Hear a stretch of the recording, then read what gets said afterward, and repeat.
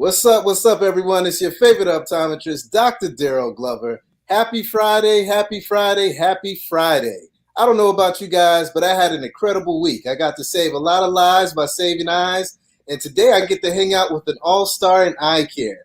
Friends and family, I'd like to welcome our esteemed colleague, Dr. Todd Zarwell. How are you doing today, sir? I'm great. Thanks for having me here.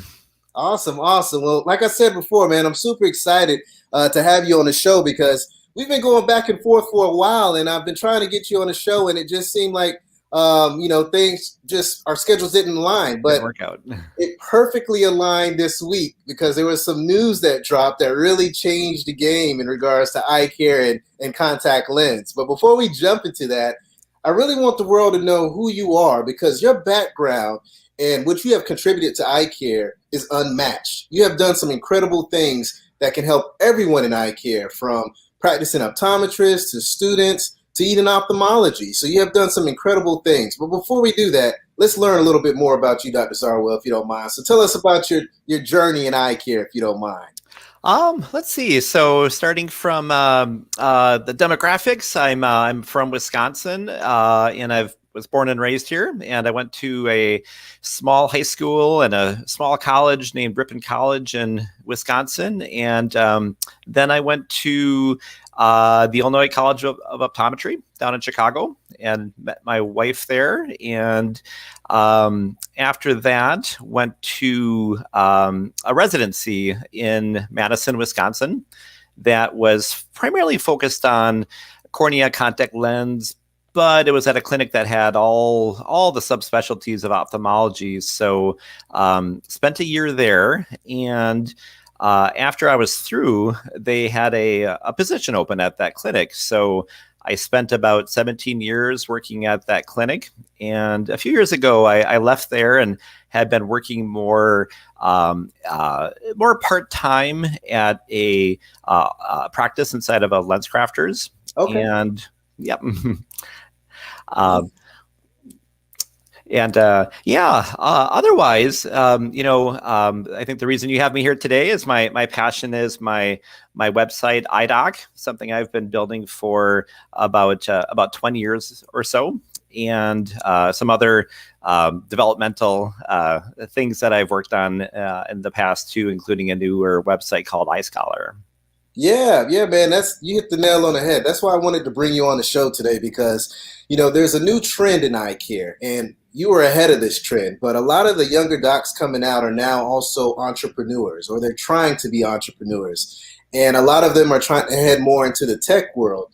But you were at this stage a long, long time ago, and now folks are knowing who you are, your name, your brand, what you're doing, and utilizing your software on a daily basis. Before we jump into EyeDock and Eye Scholar, I would love to just learn, how did you become an entrepreneur? When was that moment that it just went off that Dr. Todd Zarwell is not just only going to say which one is better, one or two, or practice full scope optometry. I'm going to actually get out the exam lane and make some magic happen. When did that light bulb go off? Yeah, that's a good question. I think it goes back a long ways. My dad, who passed away in the last year, when I was in grade school, he left his job and he opened a small store in our town.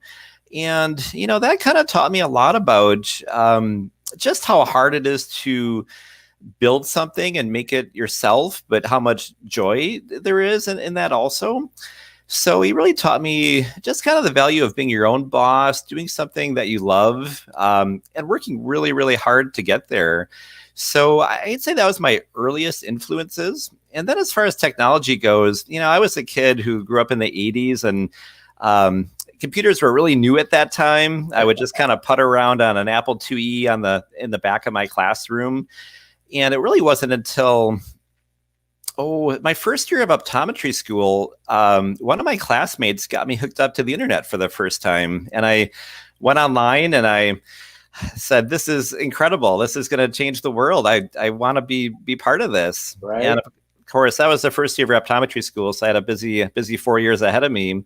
But when I got out of school, it was the early 2000s. And I suddenly had more time on my hands because I was done with school. And I started looking. I would go to different clinics in my residency, and I would sometimes forget to bring my Tyler's Quarterly with me. And I kept trying to get online to see if I could find contact lens parameters anywhere, and I couldn't find any. And I guess that was when the light bulb went off. I thought, why not me? Why can't I build a website? And I just started from scratch. I got some books on. Literally, my first book was HTML for Dummies, and I just started there, and I figured out what I needed to learn, and I just kept going from that point on. Yeah, that's awesome, man. And I love the story of how, your father, how you had someone in your life that was an entrepreneur that opened up their own business. I think that's a big piece. And that's a piece that we need to see more of in optometry as well. There's a shortage of optometrists, and it's because we're not talking to the students, the kids that come through our exam rooms and telling them how great this profession is. But when you have that exposure at an early age, it can really change the trajectory of your life. And clearly that's what took place in your situation. Absolutely. Yeah, I mean, it's vital. And, it's funny that you mentioned that. My father, when I was younger, he had his own business. My father-in-law has his own business. My mother-in-law has her own business. My sister-in-law has her own business. Awesome. My wife has her own business. My brother-in-law has his own business. Long line of entrepreneurs. How am I able to have a business? It's because I'm surrounded by entrepreneurs. Oh, it makes such a huge difference. It makes a big difference, man. But, we're not going to talk about me today. We're going to talk about you. Today, you are my favorite optometrist. And I really want to dive deep into, the solution for the Tyler's Quarterly no longer being in existence, because you have an amazing platform known as EyeDock. If you don't mind just touching on that platform, and I also would love to dive into actually seeing the platform. So maybe we can actually bring the platform online and you can just walk us through and tell us the benefits and show us some of the cool tricks and things that we can learn and take away from and implement into our practice. Do you mind doing that with us today? Not at all. Not at all. So let me pull it up here. All right. Okay. Yeah, so this is my baby. This is what I've poured all my nights and weekends and vacation days for the last 20 years into. So are you seeing my cursor move? Is it working? Yes, I see it. Okay. So yeah, one thing the one thing with websites is I think sometimes people expect, especially in the early days, people expected websites to be just kind of an analog for things in the real world, like a catalog. So EyeDock, largely it starts off with a very simple search box on the top here, and it looks very simple, but I've really put a lot of time and effort into making this very powerful. So basically you can just come to the website and start typing the name of a contact lens. Oops, you got to spell it right though. And it makes it really easy to find. So I'm looking for the Oasis, one day for astigmatism here. And right away I can kind of pull up the parameters, see, what does it come in an oblique base or axis at a high sill, and answer those questions real quick and easy.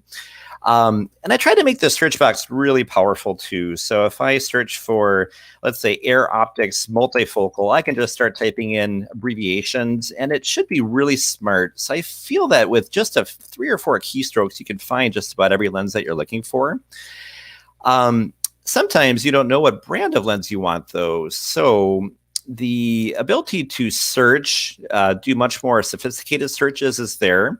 For starters, just some simple things, toric multifocals, which options do I have for me there?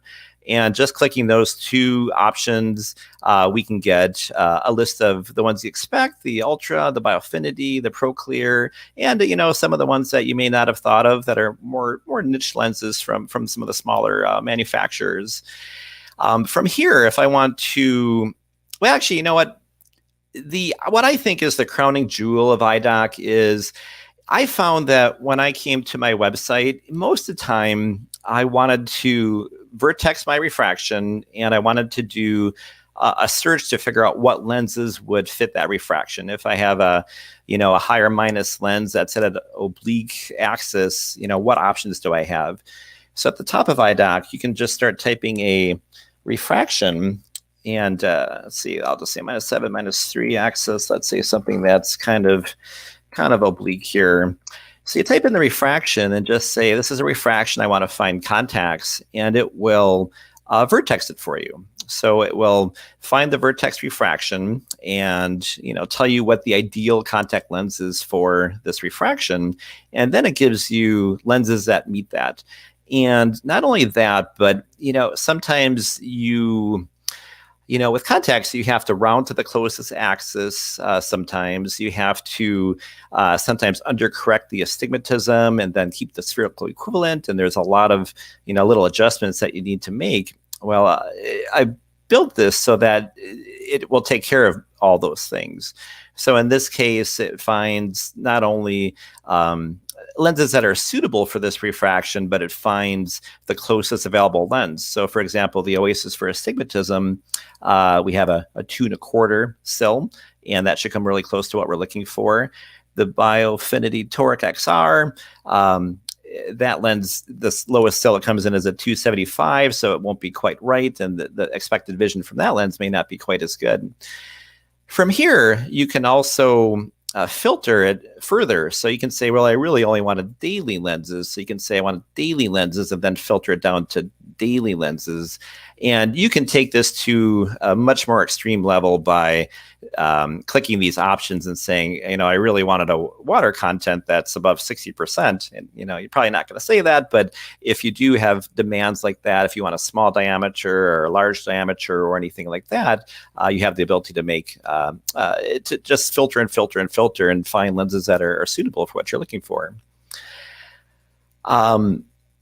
And please stop me if I carry on too long. I could talk about this for hours. I had no idea that this platform was this robust and it was so powerful. So I'm just sitting here just in awe that I've had this website in my back pocket for who knows how many years that I've been practicing, and I haven't been utilizing it to its utmost capability. So this is blowing my mind, Todd. Oh, good. I am the lone developer of EyeDock, and when I get free time at night on my days off, I really like to develop it, and I'm horrible about marketing it and telling people what it can do. So I feel like there's just tons of buried secrets in here that I've done a horrible job of educating people about. Well, that's why you're on the Defocus Media platform today. Yeah. I'm so glad to the whole world, man. You're going to see that website traffic take an uptick, man, because this is something that everyone at all levels in their career can benefit from. And for you to actually have like a smart calculator, I guess you can call it, to be able to key in a prescription and it give you the best contact lens, and then you can break it down to a daily, a bi-weekly, a monthly, to the water content. I have not seen anything like this on the market. Even the companies that come out with the contact lens calculators and all that other jazz, they don't break it down to this extent. So this is fantastic. My question is, and I know you've been working on this for 20 years, but how much time are you actually spending on creating this and developing this? Because it has to take a lot. You're seeing patients, you have a family. How are you able to manage all this time with putting together this technology? Yeah, that's a great question. It takes a lot of time, and I never rest on it either. I'm showing you things that I've built, built a couple of years ago, and for the last year or more, I've actually been working on a lot of updates to this, and I'm really glad that you like what you're seeing here. But I have some new features that I've been working on for a long time that I just can't wait to release, because I think I'm just gonna take these things to a whole nother level. So yeah, it is tough. When EyeDock started, I was a single person. I was in Madison doing my residency. My girlfriend, who is now my wife, was doing a residency in another state. So I had tons of time, and I just spent nearly every waking hour on this. And obviously that's not something that you can sustain for forever. But, as time went by, I cut back on my patient schedule. I had more days dedicated to being EyeDock days. And, I find time. Fortunately, as time has gone by, my skills have improved. So I work more efficiently. And beyond developing, of course, there's also the matter of keeping the data up to date. And as time has gone by, I've worked out a lot of efficiencies to do that better, to automate that, to just make that as easy on me as possible. So you work out efficiencies, but it's definitely not something you can do unless you're very, very, very passionate about it. Yeah, absolutely. So let's dive a little deeper into this program, this software. I see that you have to log in, right? So is Hmm. there a cost associated with this, or is it free to anyone? Let's start Yeah. off with that. That's right. That's right. So most of the features, in fact, I think everything I've showed you at the moment is actually free to all users. So, I when I started iDoc, it was all free, and as you said, it just takes a ton of time. So after 3 or 4 years, said, "Oh, my wife is going to leave me if I keep spending all my time on this, and I don't bring in any income to justify it." So eventually, I made it a subscription, and then kept it that way for a while. And then I realized that I'm making this and I love it, and I hate the fact that a lot of it's behind a walled garden. So after a few more years, I opened it up, and most of the features of iDoc are free, but you can support me by subscribing. And if you do, there are a bunch of additional features that I think are very useful. So right now it's $48 a year. I've had one price increase in the last decade or so. I'm pretty sure when I roll out the new version, I'm going to be increasing the prices, but at this moment, it's $48 per year. Gotcha, gotcha. Hey, I mean that's well worth it, and we can take this to the next level, man. Cooper Vision, Johnson and Johnson Vision, Bosch and Lomb, all you contact lens companies out there. Let's talk to them. Let's figure out what we can work together. I mean, I don't know if you want any kind of partnerships and sponsorships, but this is something where I could see these companies paying for these access to this for students, maybe in optometry school. You know, It's a great resource. very, very open to it. And it's funny, in the early days of iDoc, I kind of reached out to a few companies, and at the time there was not as much web advertising, and I was told, oh, we don't do web advertising, and I kind of let it drop there. But obviously things have changed, and it's definitely something I should explore. Hey man, by the end of this live stream, I'm pretty sure you're going to get some messages to your inbox saying, "Hey, we want in." And if they don't message you today, I will work with you to make sure it happens, because I feel like the whole world needs to know about this platform, because you are giving all the major companies out there, as far as contact lens brands, visibility, and you're making it easier for the doctors to actually be able to fit their lens. So you're creating so much value to them, and so much value to the doctor, and so much value to the patient, that it needs to be seen, and you need more love and attention. So we're going to make that happen for sure. I appreciate that. But let's dive a little deeper. I'm looking at the sidebar there, and I see that there are tools and calculators. I see latest news. Let's just kind of work through that toolbar, if you don't mind breaking down what's all there as well. Yeah. So let's see. Why don't oblique cross cylinders is something that you don't need every day, and some people find more value in this than others, but there's an oblique cross cylinders calculator, and I think this is a subscriber only feature, but so I'm sure everybody's familiar with oblique cross cylinders, but this is my take on it. Let's say we have a -6, -175. Oops, oh boy. Let's just say it's a 160. Type in my contact lens power, type in my over refraction. Sorry, I'm not typing very well. I think I'm just a little nervous here. So my over refraction. So I really, maybe it's just, I really like having these optical crosses, and I don't know if they add much value to it, although I like to look at them and just kind of visualize what's happening here. But yeah, I typed in my over refraction. I typed in my contact lens power. I can kind of click to say the contact lens is rotating here, and then it will give me a result. So a result for a suggested lens. And since it hit me a while back that, I've written all this code to find lenses based on refractions or contact lens powers. Since we have a result here, I can say that this is a bioaffinity toric and tell the program what the lens is, and it will tell me what the closest lens is. And in this case, the lens is exactly what we got for our calculation. But, if this came out to an axis 140 and we were dealing with a 1-day lens, it would say, your closest lens is a lens that has axis 160 and it has to undercorrect the sill, and that it may not correct the vision as well as you would like it to. Maybe you should find another lens. So it does the math, it does the calculation, it does a database search, and it makes an intelligent suggestion based on those things. If I move on to, let's see, just a contact lens calculator. So this can be used for soft lenses, but largely it's for RGPs. So again, if I have a refraction -8, -4 axis 175, and I have my Ks, we'll say a 43. Let's see what would make sense here. 40, I'll say 40, 47. Let's try something. I'll say 46.5 axis. Let's see. At 90.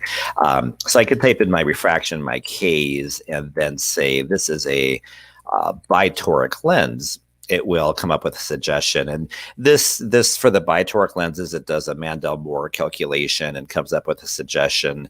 And then, if you're really nerdy and you like to look at the details, or a student and you're learning, I put this on optical crosses, so it tells you the tear lens power, the tear corrected power, and it just kind of adds up all these optical crosses to tell you, what's happening with these calculations. Yeah.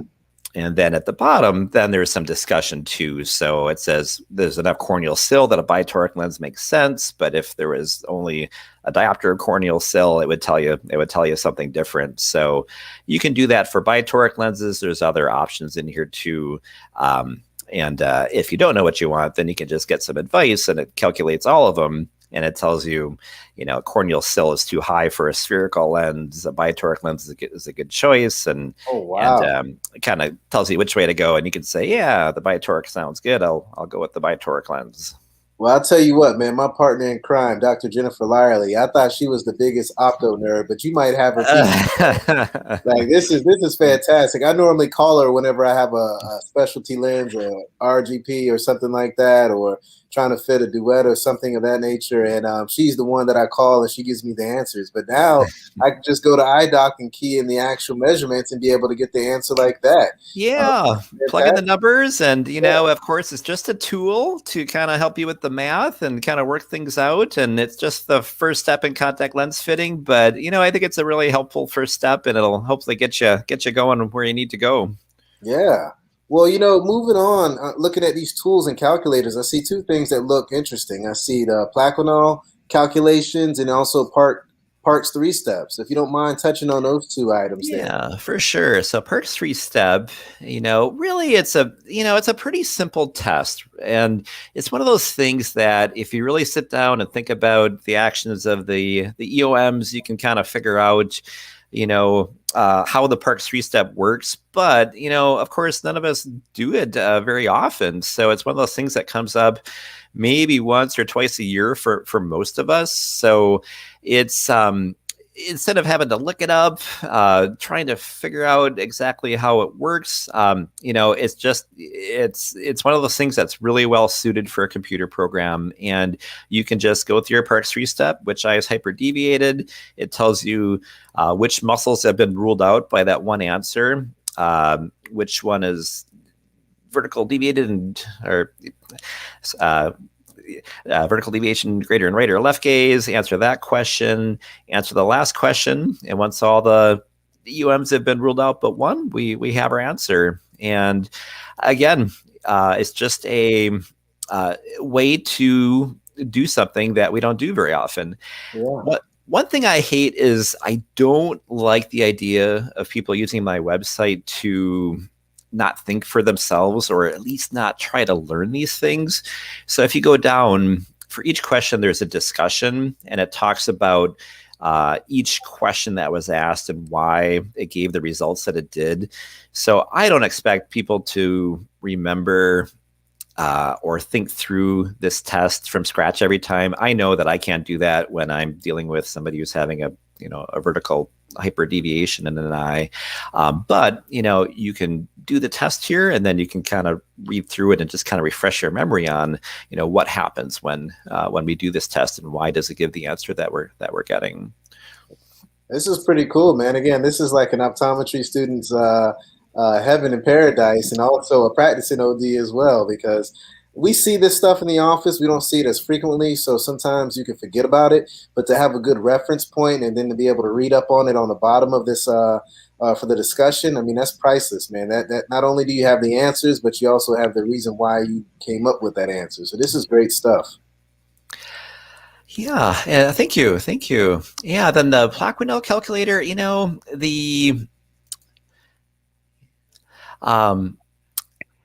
so the and forgive me, I wrote this a long time ago and I haven't thought through this in a while. But Plaquenil dosage, at one time there was recommendations based on ideal weight. So, you had to be careful about prescribing Plaquenil for smaller females in particular. Right. Since then, they actually changed that to work with real weight and not ideal weight. So a while back I had to, and this was maybe 5, 6, 7 years ago, but a while back I had to adjust this calculator. But largely, you can put in the weight of your patient, and it will look at the recommended dosages, which is 5 milligrams per kilogram of body weight, and it will give you an answer to what the recommended dosage would be. So if you have a patient who is underweight and taking 400 milligrams Plaquenil a day, you can flag that as a risk factor. And that's not something that, of course, as optometrists, it's not our job to tell people they shouldn't be taking Plaquenil, but it is something that can help us flag people that might be more at risk and at least have a conversation with the rheumatologist. Yeah. And then, the other thing is there's concern that it may not be the dosage in the long term, it's the more the cumulative amount of Plaquenil taken. So this is just a really easy way to calculate a cumulative dosage. So the typical dosage is 200 milligrams twice a day. So if we say this person's been taking this for 7 years, the threshold for cumulative dosage where we start to worry is at 1,000 grams. So when people take Plaquenil for 7 years at 200 milligrams BID, that's when we pass this threshold. But if you had somebody who took 100 milligrams for 5 years and then they switched to 200 milligrams and did that for another 3 years, it's just an easy way to figure out how much Plaquenil someone has taken. Yeah. And again, these are not tough calculations. We're just multiplying numbers together, but it's just, again, like everything on EyeDock, it's just trying to make something that easier for optometrists when we're busy in our clinic days. And if we want to answer these questions, it's a tool to help us do that. Absolutely. I mean, we are all busy. We are seeing patients. Most of us are busier than ever. So this makes life so much easier, makes the practice so much more efficient. So this is fantastic stuff. What is the main takeaway that you want folks to have with EyeDock? Because I really want to jump into Eye Scholar next, because that's pretty interesting and some pretty cool technology. I think people should come and explore it. I feel like there's tons of useful things here. Most of the things are free. I think that the subscription is very, very reasonable. And I think that also brings a lot of value. So I would say come in here, poke around, try it out. I think you'll find that there's lots of things here that really, really will help you make your day better when you're busy and seeing patients and you have questions that you want answered. You may just find that you just want to keep a tab open on your browser at all times. So you can just kind of hop over here and use it and find ways to work more efficiently. I love it, man. Well, let's jump into the next big thing that you have over there, Eye Scholar. If you don't I mind, s- put us the whole thought and reason behind developing this as well. yeah. So thought and reason. Well, one, I like a challenge, and this was certainly a challenge. So as I wrote the original version of this probably in the mid 2000s also, when I was a little fresher out of school. And, I would think back to when I was in optometry school, and I think things have improved at most schools nowadays. But when I was in school, they would teach refraction in class, and they would have these overhead transparencies where they would tell people, okay, the patient answered two, which way do we turn this wheel? And it was really cumbersome and really hard to visualize. And when I was in school, I feel like an old man when I keep saying that, but we our time in the exam lanes was fairly limited. ICO is a big school. We didn't have a lot of space for practicing refraction, so we had these limited hours of practice time, and a ton of us would try to cram into this hot room on the third floor of the building and try to practice refraction. And unfortunately, what you end up doing is you tend to refract your roommate four times, and he's a -2, and there's just limitations to what you can learn in that situation. You just okay, he's a sphere, and everybody wants to refract the one hyperope with 4 diopters of cell in your class, but they get a little irritated with that after a while. Hey, Todd, I remember when I was in optometry school, the rule was if anyone's significant other or someone as a family member visited the school or visited them, they were the guinea pigs for everyone that was in your crew or in your classes. So we always looked for family members or significant others to come visit because we were going to take full advantage. We were like, oh man, fresh, we don't know what this one is. fresh blood, fresh blood. Yeah, right. We're bringing back some memories, man. Yeah. So that's exactly the reason for it. I just thought there's got to be a better way to practice. And, there's no substitute for having a patient and flipping dials on a physical instrument. But short of that, I really wanted to have a way to get repetition, to think through a refraction when you don't have someone. Even if you have a significant other, you don't want to do a 15-minute refraction on them, and especially when they've already been through 4 of them. So when you're learning, you're slow, you have to think about each step, and I just wanted to find a way to make that more comfortable for people.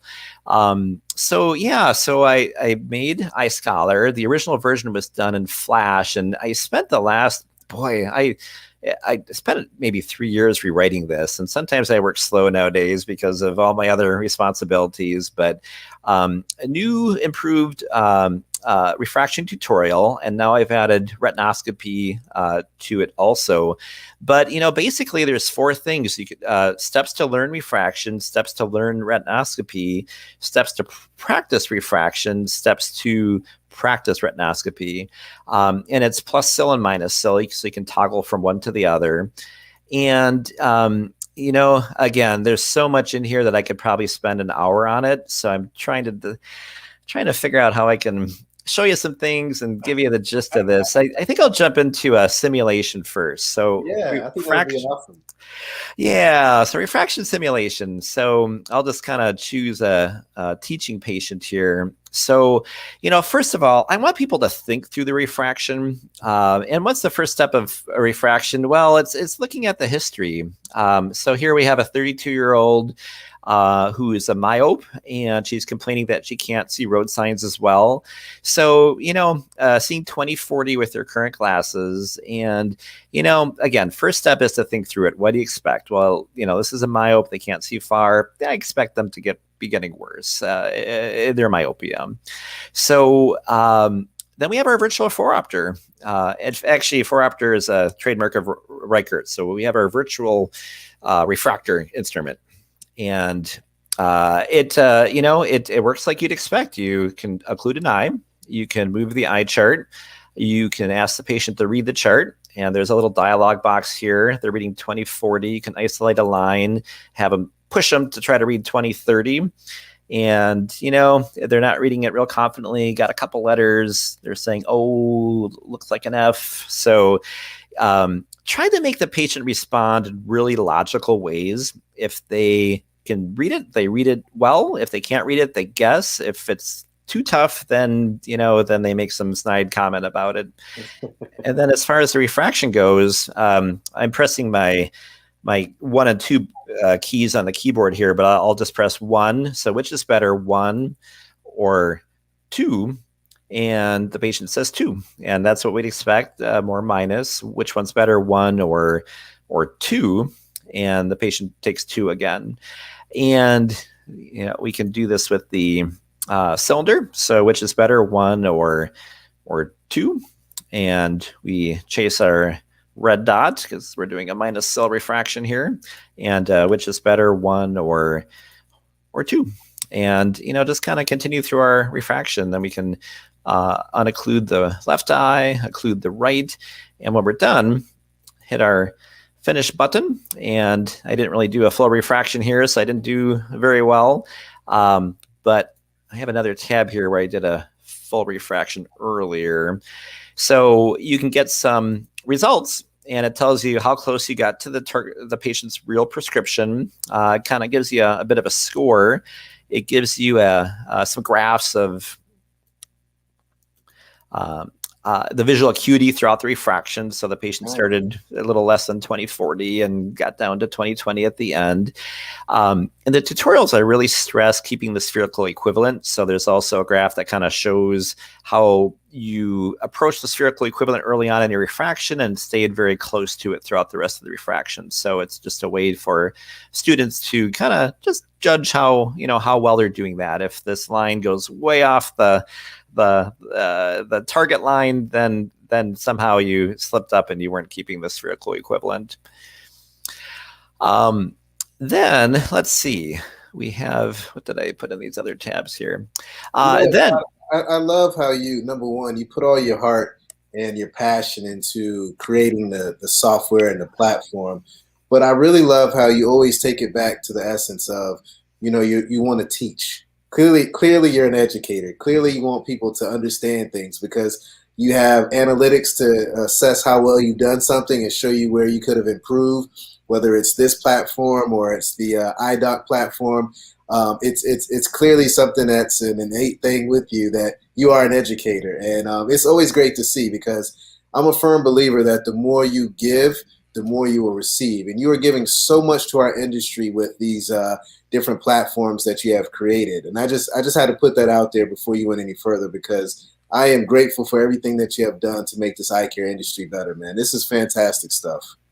I appreciate that. And I feel, I don't know if I'm ever a person who could stand in front of a classroom and lecture, but I really, really love educating and teaching people. I like taking things that I feel are complicated and breaking them down into little bite-sized pieces. And that's, it's not easy. I can't tell you how many challenges there were just trying to break these things down and make them accurate but understandable. And it was a ton of work, and I quit on this project so many times, but in the end, I'm extremely proud of how it turned out.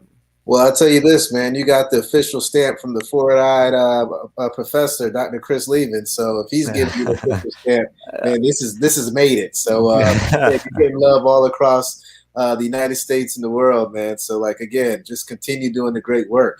But let's dive a little deeper, man. What else can this platform do and create?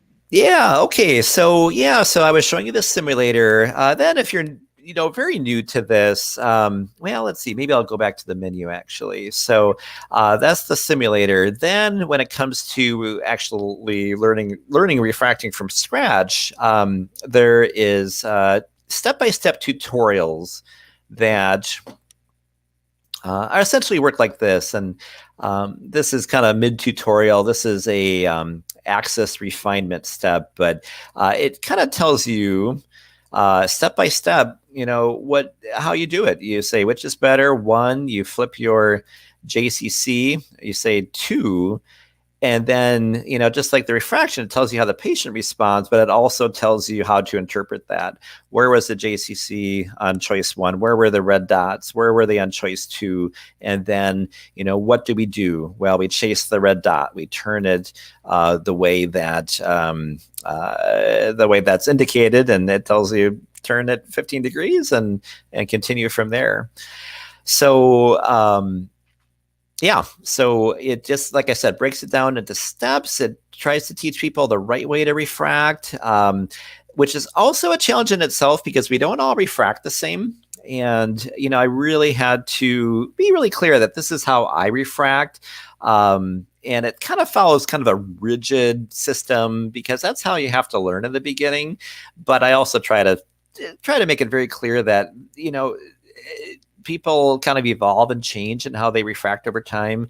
If you're in school, your professors might tell you to do things a little differently. So again, like you said, it's all about the education and just being, trying to teach the concepts and not always just the rote method.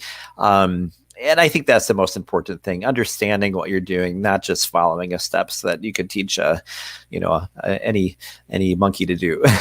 Well, you know what? I would love to see this platform available at all schools. This is something that all students should have as a part of the curriculum because in today's society, students, especially younger docs and millennial docs, they love technology, and to be able to have something like this at their fingertips is the way they learn. And to be able to have this and then have the hands-on experience can really take that refraction to the next level. And I'm a firm believer, Todd, a very firm believer that your refraction is everything. Folks aren't going to remember you as much for the dry eye treatment or for the glaucoma. But if you mess up their refraction, that's what they're going to tell the world. Dr. Glover he got my glasses wrong. And it's simply because the refraction wasn't on point. So it's very key to learn at an early stage how to refract the proper way. That way it can secure your future whenever you're seeing patients, because that is one of the key things that they always remember. Absolutely. Yeah, we all know there's a big difference between a good refraction and one that's not so good. Yeah. Well, what's the main takeaway from Eye Scholar, man, that you would love to leave with all the listeners and followers out there in the world? Hey, can I show you before we move on, I'm really proud. This is the last thing I added. Tool here, so cool yeah, if you don't mind, let me show you the retinoscopy real quick too. So spent a lot of time trying to make a realistic looking retinoscopy reflex. So here you can change the axis. You can do this with either trial lenses or the refracting instrument. So yeah, basically it again behaves like you'd expect, but again, kind of teaches people, and there's interactive steps for this like there were for the refraction too, but largely that whole thing of what am I seeing? I'm seeing with motion. What does that mean? That means I need to add plus, and just kind of going through those steps of thinking through it, so that when you do get in front of a patient, you are just more nimble making those decisions and interpreting those things. Yeah, when I was in school, RET was not the thing that I liked. But if I had a program like this, it probably would have made it a lot easier, because this is the problem. You're in school, your lab is open for X amount of time. During the day, there's classes taking place there. So you're really limited in the amount of time that you can actually practice. But again, having something that you can do off campus in the comforts of your own home, your bedroom, is priceless, and it just makes it easier to transition to actual hands-on, to make things happen. So I love this concept, and I love that you actually put the time into creating it and I'm pretty sure it's all types of different algorithms to try to make this happen on the back end. I can't even imagine what you went through to create this part. Yeah, it was pretty crazy, and like I said, there were so many times where I said, "What am I doing?" I quit it. I put it aside for a week or two. Then my stubbornness got to me, and I'm like, I'm gonna figure this out. And eventually, I got everything working, and I thought, all right, it was all worth it. I'm really proud of how it turned out, and I said, now it's time to publish it and share it with the world. Yeah. So for those that want to learn more about this product, is there a price that goes along with this, or is this open to anyone in the world, or how does that work? So there is a price for this. Yeah. So it is $49 per user, and I limited it to a year. At one time, it was kind of a lifetime thing, but who really needs these skills? It's something that, unfortunately, if you're going to be a smart business person, this is not the thing to make, because there's a limited people who need this, and they only need it for a very limited time. So yes, the fee is $49 for an individual for a year. And I find that there's a lot of larger organizations that sometimes have an interest, and anybody who falls into that category can contact me, and yeah, we can definitely talk and see if we can work out more of a group license in those situations. Awesome. Awesome. This is incredible stuff, man. I really love your technology that you have here, Todd. It has really changed the game for a lot of folks out here in the eye care industry, especially when it comes to students. I always like to have all my guests, especially my entrepreneurs, really just leave some words of wisdom, man, because you've done a lot, and you've been through a lot, and you've probably had some ups and downs in regards to being able to try to create these different platforms. So I'd love for you to just leave some advice, some words of wisdom in regards to your journey. Yeah, I'd say from my own personal journey, the thing for me is, one, scratch your own itch. It's, when it comes to everything on iDoc, everything on iDoc is something that I wanted and needed. I'd be in clinic, I'd think, I want to do this. And I'd go home and I'd build it. So, you have to identify a problem that you have and figure out a way to solve it. And if you find out a good solution, then, that's the sort of thing you can share with the world. And if it works for you and helps you, it's probably going to help other people. And then lastly, you got to choose something that you're passionate about. If you want to be in it for the long haul, it's, stuff like this is hard. And I think Yeah. whatever business you're going into, there's going to be hard times. And if you aren't passionate and don't love it, it's going to be tough to get through those times. So I think if somebody says, I want to start a business and make money, now I got to find what business I'm going to be in, it just doesn't work that way. You got to start from the other end and say, what do I want to make? What do I love and enjoy? And, then the business will follow. Yeah, you hit the nail on the head, man. It's all about figuring out, your purpose, your passion, what you love to do, and then also creating value for others. As long as you create value for someone, you will always win. But Absolutely. it takes hard work to be Mhm. able to pull it off. And clearly, you are the definition of hard work.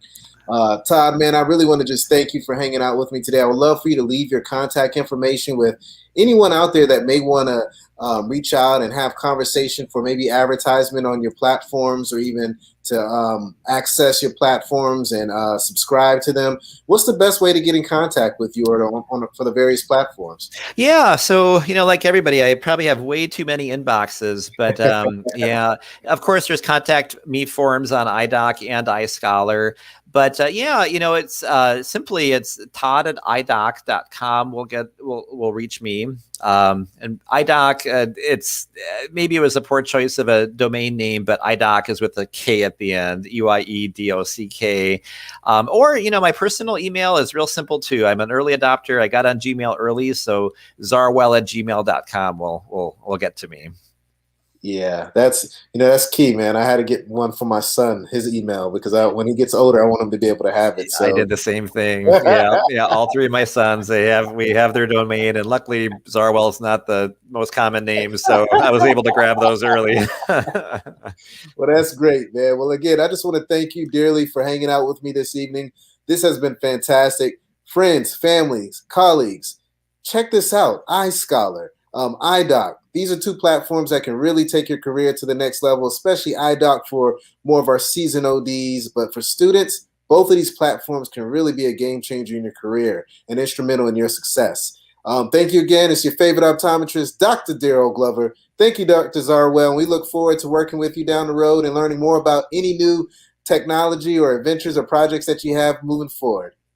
Thanks so much for having me on. I really, really enjoyed it. All right, man. Stay healthy, stay blessed, and peace. It's your favorite optometrist, Dr. Darryl Glover.